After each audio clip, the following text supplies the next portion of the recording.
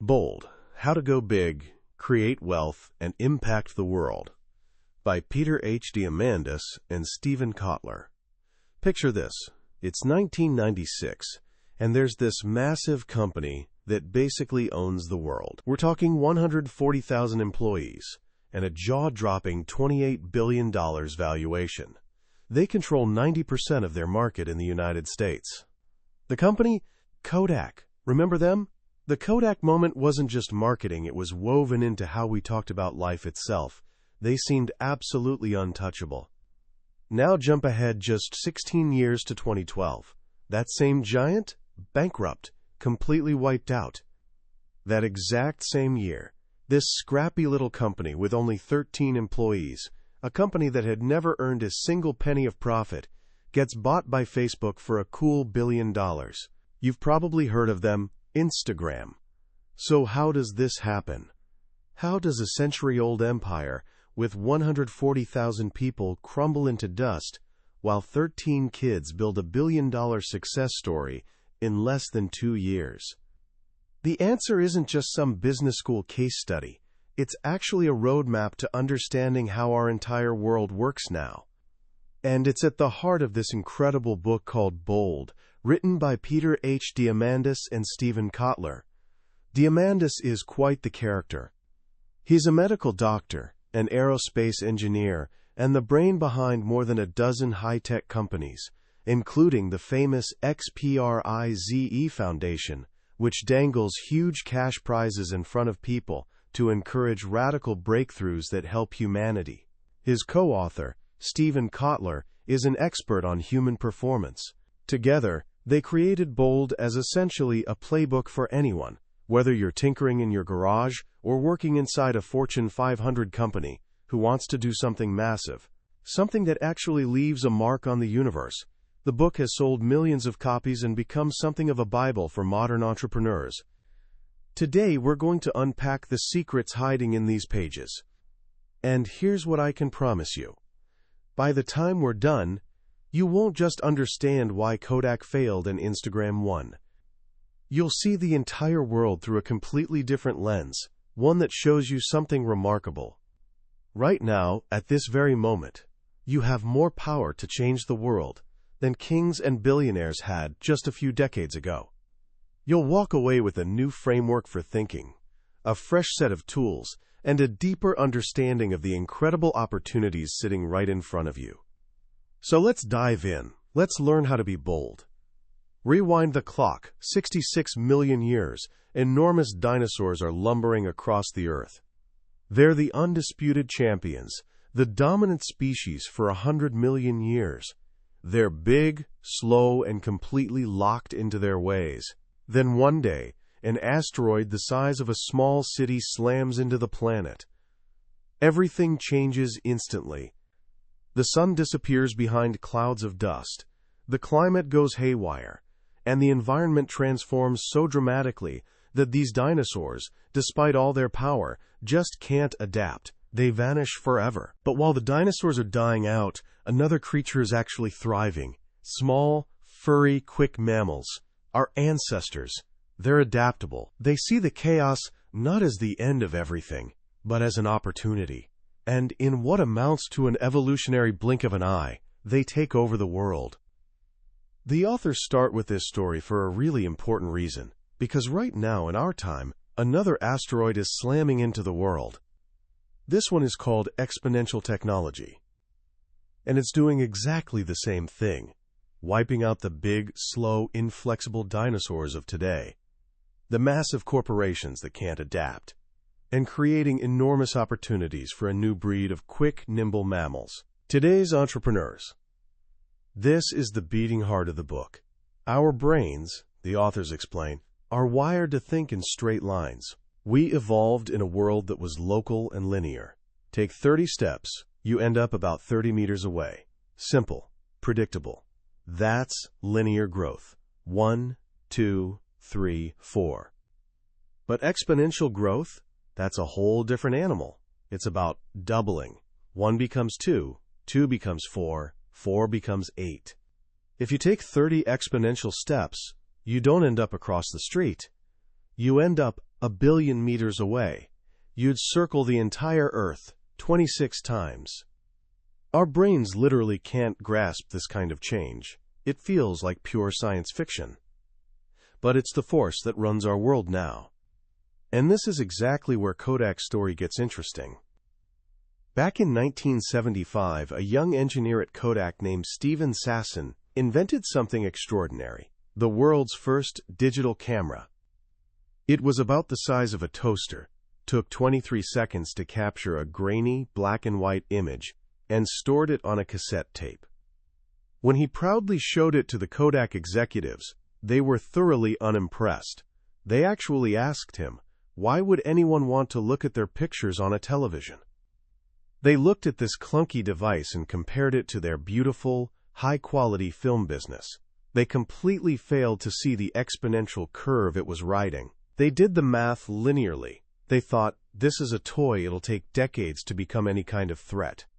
But they missed the sneaky nature of exponentials. That 0.01 megapixel camera doubled in power, then doubled again, and again. 0.01 became 0.02, then 0.04, then 0.08. To the executives, all these numbers basically looked like zero. But once that doubling broke past the number 1, it was only 20 doublings away from a million-fold improvement. This brings us to what Diamandis calls the 6 Ds of exponentials. This is the roadmap that every world-changing technology follows. It's a chain reaction, and understanding it is like having a crystal ball for the future.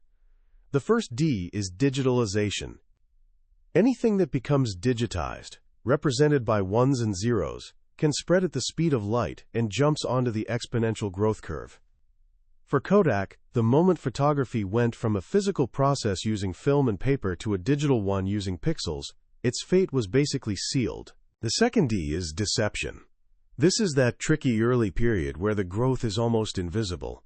The doubling of tiny numbers looks like nothing's happening at all. Kodak's executives were stuck in this deceptive phase. They saw the 0.01 megapixel camera and literally laughed it off. The third D is disruption. This is when the technology suddenly breaks through and creates a brand new market while destroying the old one. For digital cameras, this was the moment they became good enough for regular people. By the time Kodak realized their mistake, it was way too late. Digital photography wasn't just a new product. It was a disruptive force that wiped out their entire film and chemical business. But here's where the story gets even more fascinating. The chain reaction keeps going. The fourth D is demonetization. The money just vanishes. Suddenly, film was gone. The cost to take a picture dropped to basically zero. You could snap thousands of photos for free. This destroyed Kodak's main source of revenue. The fifth D is dematerialization. The physical object itself disappears. First, film cameras vanished, replaced by digital cameras. But then something even more profound happened. The smartphone arrived, with a high-quality camera built right in for free. The digital camera itself dematerialized. It became just an app on your phone. Think about that for a second. Your smartphone today contains things that just a few decades ago would have cost you close to $1 million. A video camera, a GPS system, a video conferencing setup, a massive library of books and music, a video game console. All of it dematerialized into the device sitting in your pocket. And that leads to the final D, democratization. This is when the technology becomes so cheap and accessible that it's available to almost everyone on the planet. Taking, editing, and sharing photos, once an expensive and complicated process, became free, instant, and available to billions of people. This is the asteroid. The 6 Ds are the reason Kodak, with its 140,000 employees, went bankrupt, while Instagram, with just 13 people, leveraged the democratized power of smartphones and the internet to build a platform for sharing memories and sell it for $1 billion. The book calls this the new Kodak moment, the moment when an exponential force crushes a linear company, and this is happening in every single industry. Taxis are being disrupted by Uber, hotels by Airbnb, Retail by Amazon. The powerful message here is that this disruption isn't just a threat, it's actually the single greatest opportunity in human history. The authors make this bold claim: the world's biggest problems are now the world's biggest business opportunities. For thousands of years, only kings and emperors could solve large-scale problems. Then it was the industrialists. But today, the authors argue that power has been completely democratized. An individual with passion and a laptop now has access to the technology, the brilliant minds, and the capital needed to take on any challenge imaginable. The best way to become a billionaire, Diamandis teaches, is to solve a problem affecting 1 billion people. So how do you actually do it? The book breaks down into 3 parts. First, understanding the technologies. Second, developing the right mindset. And third, leveraging the power of the crowd. Let's look at the tools first. We've already talked about the 6 Ds, but what are the actual technologies driving all this change? The book highlights several, so let's touch on a few to give you the flavor. Consider 3D printing. For all of human history, we've made things through what's called subtractive manufacturing. You take a block of wood or stone and carve away everything you don't want. It's wasteful and limiting. 3D printing is additive manufacturing. You build an object layer by layer from the ground up, straight from a digital file. For decades, this technology was stuck in its deceptive phase, slow, expensive, and limited to cheap plastic prototypes. But now it's becoming truly disruptive. We can print in over 100 different materials, from plastics and metals to rubber and even biological cells. Companies are printing jet engine parts that are stronger and lighter than anything before. Doctors are printing custom-fit prosthetic limbs and bone implants. And at the consumer level, a company called Local Motors 3D printed an entire car, live on a show floor, in a single day. The factory of the future might just be a printer sitting in your garage. Then there's artificial intelligence. For years, AI was pure science fiction, like HAL 9000 from 2001, A Space Odyssey. But today, AI is everywhere around us.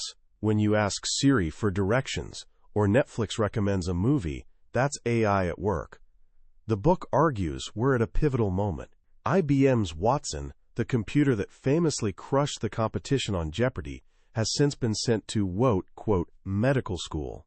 It has read millions of medical journals, textbooks, and patient files.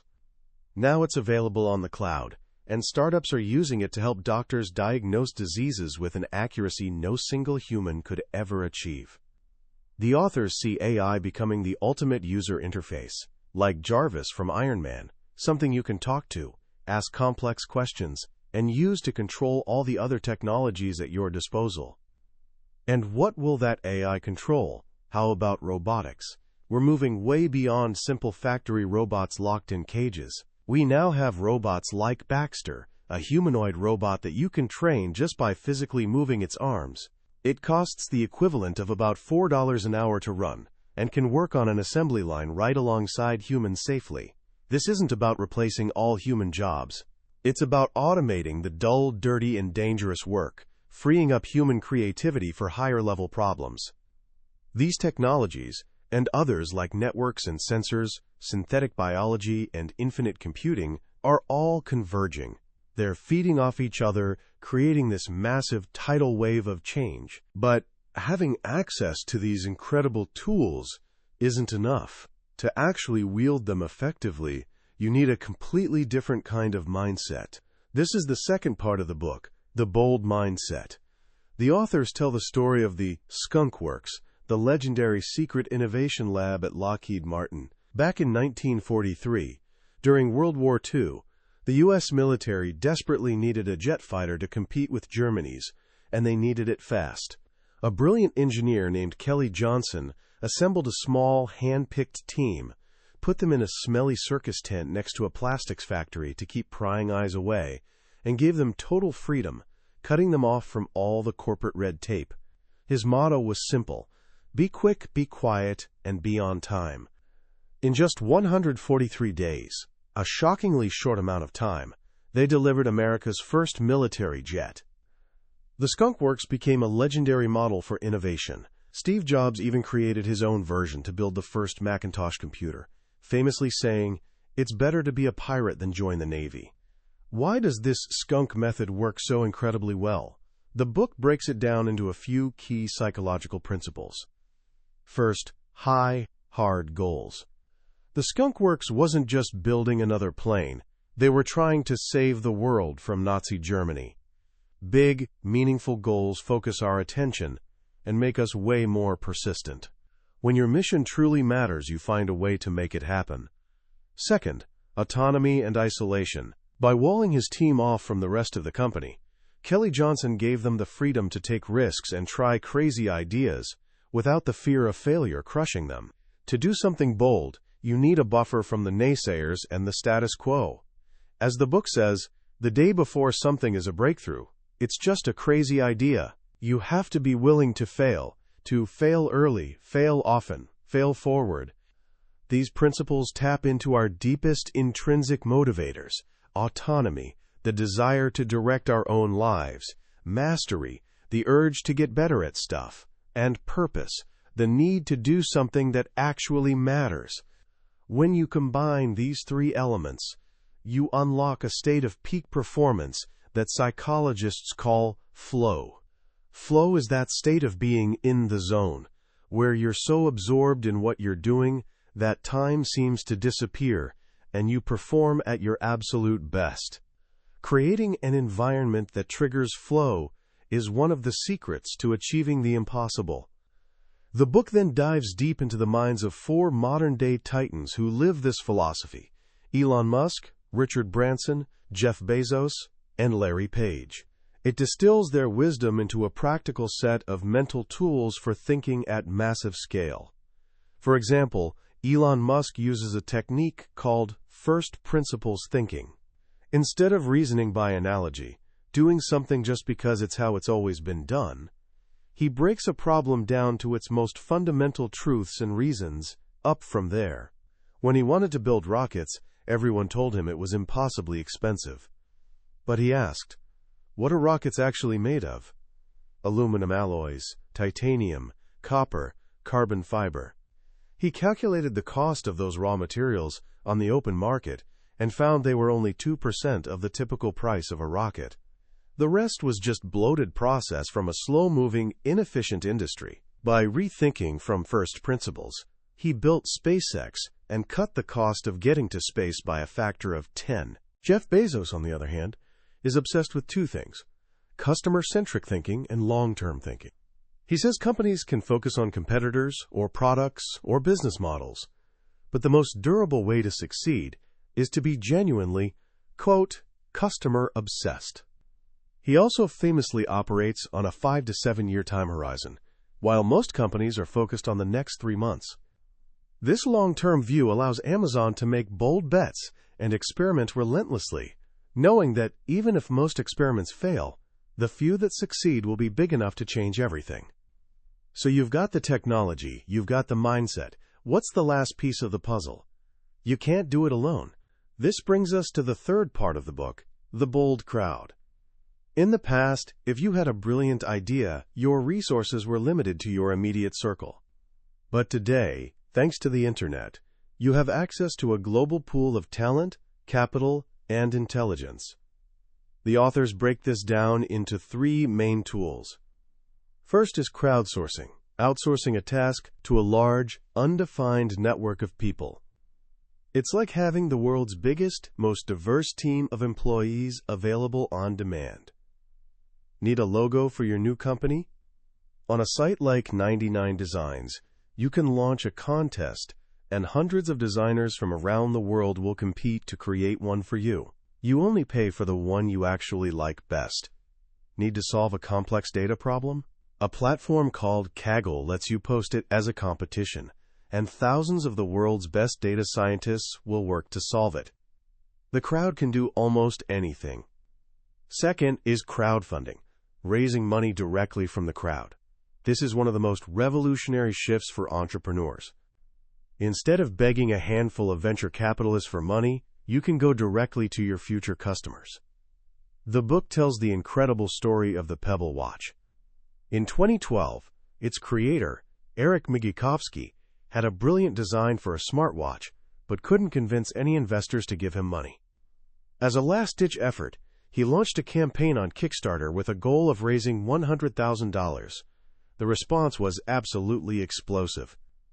In the first 2 hours, he hit his goal. In the first day, he raised $1 million. By the end of the campaign, he had raised over $10 million from nearly 70,000 people. Crowdfunding didn't just give him money. It proved he had a passionate market eagerly waiting for his product. It gave him an army of evangelists before he'd even shipped a single watch. Finally, there's building communities. This is about gathering a tribe of passionate, like-minded people around a shared mission. A company like Local Motors, which we mentioned earlier, didn't just 3D print a car. They built a community of over 100,000 car designers and enthusiasts who collaborate to actually design the vehicles. It's a completely open-source car company. The community submits designs, votes on them, and even helps build the cars in microfactories. They've tapped into this deep, frustrated passion in people who always dreamed of designing cars but never had the chance. The ultimate expression of all these ideas, exponential tech, a bold mindset, and the power of the crowd, is the incentive competition. This is Peter Diamandis' life's work with the XPRIZE. The concept is beautifully simple. Set a clear, audacious, but achievable goal and offer a large cash prize to the first team that can reach it. The story of Charles Lindbergh's flight across the Atlantic wasn't just a daring solo act. He did it to win the $25,000 Orteig Prize. That prize inspired 9 different teams to spend a combined $400,000 trying to win it. It created an entire industry.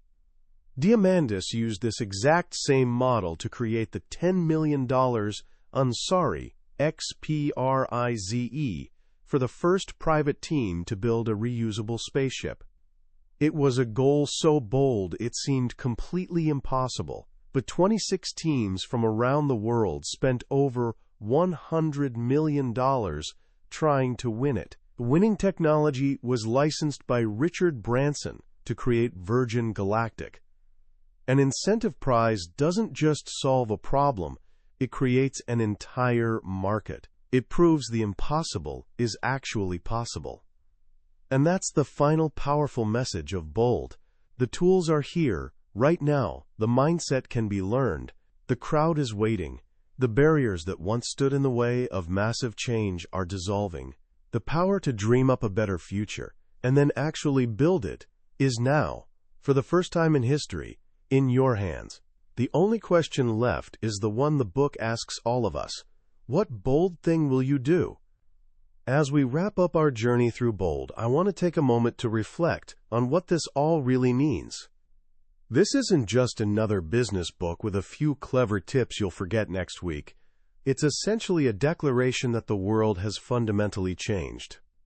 The linear, predictable world our parents and grandparents grew up in, it's gone. We're living in an age of exponential acceleration, and you can either be in the driver's seat or you can be roadkill. What I find most profound about this book is its deep and unwavering sense of optimism. It's not some naive, pie-in-the-sky optimism either. It's what the authors call rational optimism. It's a belief rooted in actual data showing that technology is a force that turns scarcity into abundance. It's the belief that human ingenuity, when properly unleashed, can solve pretty much any problem. For someone standing at the threshold of their life, this message is incredibly empowering. The book effectively hands you a brand new toolkit and a new license, a license to be audacious.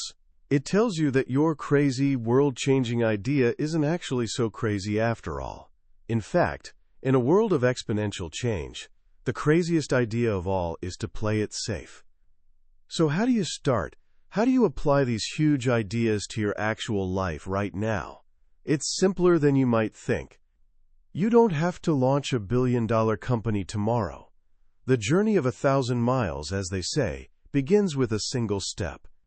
Here's a simple action you can take today. First, Identify one of the world's grand challenges that you're truly passionate about. It could be clean water, renewable energy, access to education, curing a disease, or opening up space. Don't worry about how you'll solve it yet. Just connect with the why. What problem breaks your heart and fires you up at the same time? Second, pick one of the exponential technologies we talked about. 3D printing, AI, robotics, synthetic biology, and commit to learning everything you can about it. Watch YouTube videos, read articles, find the online communities where people are experimenting with it right now. Become the expert in that one area. By connecting a big problem you genuinely care about with a powerful tool that can solve it, you plant the seed of a massively transformative purpose. You start to see the world not just as it is, but as it could be. And that's the very first step on the path to being bold. That was a deep dive into Bold by Peter H. Diamandis and Steven Kotler. We've explored the core ideas today, but a summary is like looking at a map of a beautiful country. The real adventure begins when you actually step onto the path and explore it for yourself. The book is packed with stories, details, and insights that we just couldn't cover in one sitting. It's in those quiet moments, when a particular idea clicks or a story resonates with your own dreams, that the true transformation happens. This summary is your map to help you decide if this journey is one you want to take. If you felt even a spark of excitement or a jolt of possibility from anything we discussed today, I really encourage you to grab a copy. Reading it isn't just about gaining knowledge. It's an experience that can fundamentally change how you see your own potential. The link to the book is in the description. Also, if you found this journey valuable, please show your support by liking this summary and subscribing to the channel. That way, you won't miss our next exploration into another life-changing book from the billionaire's bookshelf. Let's continue this adventure of growth together.